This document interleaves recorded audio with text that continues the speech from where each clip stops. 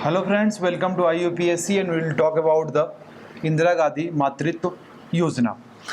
दोस्तों, इसमें क्या है कि देखिए, पहली बात ये करेंगे इंदिरा गांधी वाली। दूसरी बात करेंगे कि कुछ हमारे वैक्सीन्स हैं, यूनिवर्सल इम्यूनाइजेशन जो प्रोग्राम चलाएगा उसमें वैक्सीन्स हैं, उसमें 10 हमारे वैक्सीन्स हैं। उसमें ये देखेंगे कि कौन सी बीमारी है वो किससे कॉज हो रही है, बैक्टीरिया से हो रही है कि वायरस से हो रही है। बहुत इंपॉर्टेंट है हमारे लिए, इसको हम देखेंगे। तो शुरू करते हैं हम। Pregnant women will gate RS 6,000 rupees, ताकि देखिए, क्योंकि उनको हॉस्पिटल में स्टे हो जाए, उनका वैक्सीनेशन हो जाए और उनको न्यूट्रिशन मिल जाए। ठीक है।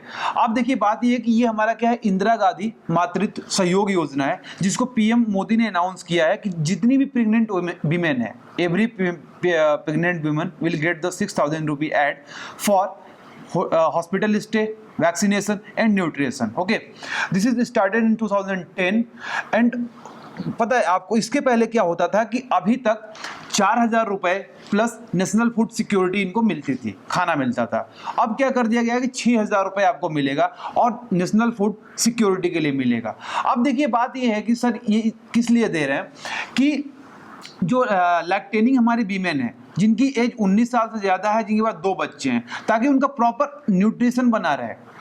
ठीक है। और पोस्ट प्रेग्नेंट में क्या हो जाए, हॉस्पिटल स्टे की खर्चा निकल जाए। ठीक है। और न्यूट्रिशन हो जाए। क्यों कर रहे हैं सर? क्योंकि हमारे यहाँ 2 क्राइटेरिया है जिससे हम हेल्थ को नापते हैं। एक है IMR और दूसरा है MMR। सर, IMR मतलब होता है इन्फेंट मोर्टेलिटी रेट, MMR मतलब होता है मैटरनल मोर्टेलिटी रेट। इस पे ही वर्ल्ड की क्राइटेरिया सेट की जाती है कि आपकी जनसंख्या हेल्दी है कि आपकी जनसंख्या अनहेल्दी है। सर, हेल्दी होगी तो क्या होगा, हेल्दी होगी तो वेल एजुकेट हो सकती है, पॉसिबिलिटी है, तो ये हमारी क्या हो जाएगी, that become the asset of a country.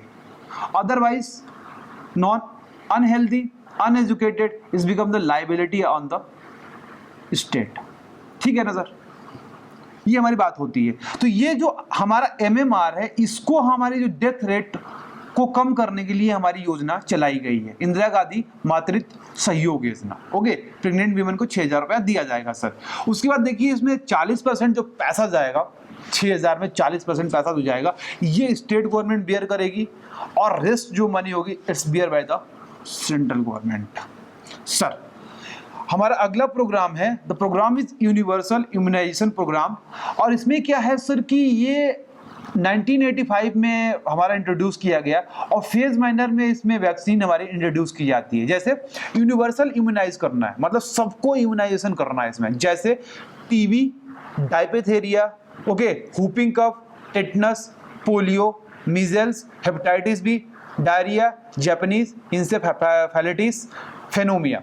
अब देखिए, जो हमारी TB है, डायपेथेरिया है, हुपिंग कफ है और टेटनस है, जो ऊपर की 4 हमारे रोग हैं, ये बैक्टीरिया से होते हैं। प्लस जो डायरिया है, ये भी किससे होता है, बैक्टीरिया से होता है। एक बार और, TB, diphtheria, whooping cough, tetanus plus diarrhoea, ये किससे होता है, बैक्टीरिया से होता है। और मीजल्स, हेपेटाइटिस बी और आपका जापानीज इंसेफेलाइटिस, ये हमारा किससे होता है, वायरस से होता है। सीधे सीधे सवाल आते हैं, this is caused by the bacteria और वायरस और फंगी। ठीक है, इस पे एक सेपरेट लेक्चर बनाइए, अब साइंस टेक करेंगे तो कौन फंगी से होता है, कौन वॉर्म से होता है, कौन बैक्टीरिया से होता है, कौन वायरस से होता है। ठीक है सर। अब देखिए, इसमें 2 नई वैक्सीन हमारी इंट्रोड्यूस की गई है। एक हमारी वैक्सीन करी गई मिजल्स के लिए। मिजल्स जो होता है एक रूबेला हमारा वायरस होता है, इसकी वजह से क्या होता है कि हमारे बॉडी पे लाल लाल दाने पड़ जाते हैं। अब इसको इम्यूनाइज करने के लिए क्या हमने रूबेला वैक्सीन लगाया है। ठीक है। और रूबेला वैक्सीन को हम ये भी बोलते हैं, मतलब जो रूबेला हमारा वायरस, इसको हम जर्मन मीजल्स भी बोलते हैं। तो ये जो लाल लाल दाने चटक्के पड़ जा रहे हैं हमारे बॉडी पे, ये हमारे नहीं पड़ेंगे। उसके बाद एक हमारा फेनोमोकल कॉन्जुगेट। ये क्या होता है सर कि बहुत सारी बैक्टीरिया की वजह से हमारा होता है फेनोमोकल कॉन्जुगेट, और ये क्या होता है कि इससे हमारी बहुत सारी प्रॉब्लम हमारी इंट्रोड्यूस होती है। और एक हमारा रोटा वायरस वैक्सीन हमारा इंट्रोड्यूस की गई 2005 में अंडर यूनिवर्सल इम्यूनाइजेशन प्रोग्राम। इससे क्या होता है सर कि ये जो रोटा वायरस है ना, डायरिया को प्रोटेक्ट करने के लिए हमारा क्या है, रोटा वायरस है। रोटा वायरस वैक्सीन हमारी लगाई गई है। सर ये क्या है बेसिकली, क्यों लगाई गई है डायरिया, और डायरिया कैसे होती है? सर जो ओपन डेफिकेशन होता है ना, इसकी वजह से दो प्रॉब्लम आती है, एक डायरिया और एक पेट में गर्मी बढ़ जाती है, वार्मिंग ऑफ स्टमच, ये प्रॉब्लम दो आती है। और ओपन डिफेकेशन से बहुत सारी प्रॉब्लम ये होती है कि जो इन्फेंट होते हैं, इन्फेंट मोर्टेलिटी रेट हमारे देश में इंक्रीज कर जाती है और इन्फेंट को ज्यादा प्रॉब्लम आती है, इसकी वजह से उनको डायरिया की दिक्कत होती है, इससे बहुत ज्यादा हमारा IMR होता है। इसलिए हमने क्या लगाया है इसमें, रोटावायरस वैक्सीन लगाई है। सर अगला टॉपिक है हमारा वरिष्ठ पेंशन बीमा योजना। सर वरिष्ठ पेंशन बीमा योजना में ये है कि जैसे डिमोनेटाइजेशन हुआ ना, उस समय जितनी भी बैंक्स थी उन्होंने अपना जो इंटरेस्ट रेट था उसको कम कर दिया। कहा कि सर आपको जो 6% अभी तक हम दे रहे थे वरिष्ठ नागरिकों को, अब हम देंगे 4% इंटरेस्ट रेट, मतलब उनको रिटर्न तो कम मिल रहा है जो हमारे वरिष्ठ नागरिक हैं। तो भैया हमारे कैबिनेट ने अप्रूव किया कि 1 अप्रैल 2017 के बाद जो हमारे वरिष्ठ लोग पैसा जमा करेंगे तो उनको 8% 10 सालों के लिए रिटर्न मिलना है।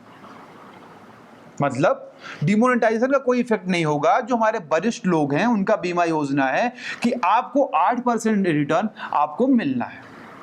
ठीक है, ये जिस दिन लॉन्च होगी उससे 1 साल तक सब्सक्रिप्शन आप कर सकते हैं, और इससे और जो हमारा वरिष्ठ नागरिक हैं, सीनियर सिटीजन है, they can invest up to 7.5 lakh rupees and they can get return of 8% per annum for 10 years. Okay sir अगला टॉपिक है हमारा कराई कोला कट्टनम। बहुत इंपॉर्टेंट टॉपिक है और बहुत सही टॉपिक है हमारी। कराई कोला कट्टनम जो हमारी जगह है, ये हमारा बेसिकली हमारा है कर्नाटका में। ठीक है, और ये क्या है कि ये जियोलॉजिकल सर्वे ऑफ इंडिया ने ये बोला है कि जितने भी फॉसिल फ्यूल अब तक बने हैं, जो स्टेज में बना हुआ है, पेट्स बना, फिर कोल बना, फिर जो भी अपना स्टेज होता है, तो जितने भी स्टेजेस हमारे बने हुए हैं ये सारा हमारा प्रेजेंट है कराई कोला कट्टनम में। ठीक है ना, तो उन्होंने बोला कि सर ये वर्ल्ड में एक जगह ऐसा है जहां पे सारे फॉसिल फ्यूल के सारे स्टेजेस हमारे प्रेजेंट हैं। ओके, और कम से कम ये 110 मिलियन ईयर पुराने हैं, है ना, 110 मिलियन ईयर पुराने हैं।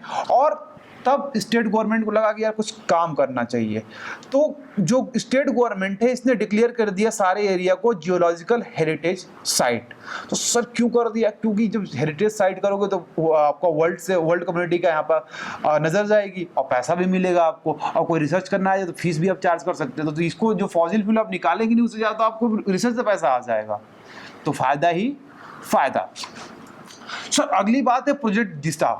प्रोजेक्ट दिशा में सर क्या है कि यहाँ पे सोशल मीडिया व्हाट्सएप का यूज किया जाएगा। कौन लगाएगा सर, किस लिए यूज करेंगे? ये कौन लगाएगा? ये एयरपोर्ट अथॉरिटी ऑफ इंडिया लगाएगी, एयरपोर्ट अथॉरिटी ऑफ इंडिया लगाएगी। ये क्या करना चाह रही है कि कस्टमर की सर्विसेज को बढ़ाना चाह रही है।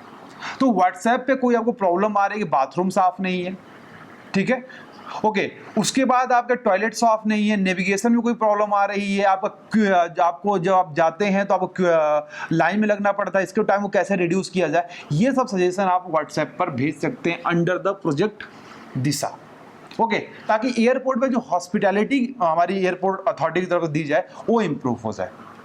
सर अगला जीवन रेखा ई हेल्थ प्रोजेक्ट। सर जीवन रेखा ई हेल्थ प्रोजेक्ट हमारा केरला ने इसको लगाया है और वर्ल्ड बैंक ने इसको पैसा दिया है। ठीक है, ये किस लिए बनाएगा? क्योंकि हम बनाना चाह रहे हैं इंटीग्रेटेड हेल्थ केयर क्लाउड बनाना चाह रहे हैं। इसमें क्या करेंगे सर कि हम पब्लिक हेल्थ सिस्टम को अपग्रेड करेंगे, हॉस्पिटल ऑटोमेशन मॉड्यूल बनाएंगे उसमें, और जितने भी रिकॉर्ड हैं हमारे सिटीजन को हेल्थ से रिलेटेड उसको डिजिटल फॉर्म में लगाएंगे।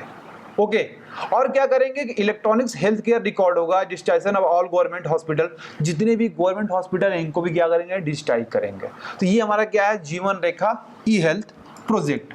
अगला सर है कि इंडिया का पहला इंटरनेशनल स्टॉक एक्सचेंज खुला है जिसका नाम है India INX, India INX। Okay, और ये कहाँ पे खुला? जब गुजरात वाइब्रेंट हमारा सबमिट हो रहा था तो वहां पे ये खोला गया। और तो सर किसका ब्रांच है? ये हमारा सब्सिडरी है बॉम्बे स्टॉक एक्सचेंज का, है ना, ये सब्सिडरी है हमारा बॉम्बे स्टॉक एक्सचेंज का, और ये 22 घंटे हमारा ऑपरेट करेगी। इंटरनेशनल इन्वेस्टर्स में पैसा लगा सकते हैं, NRI भी लगा सकते हैं और ट्रेड कर सकते हैं।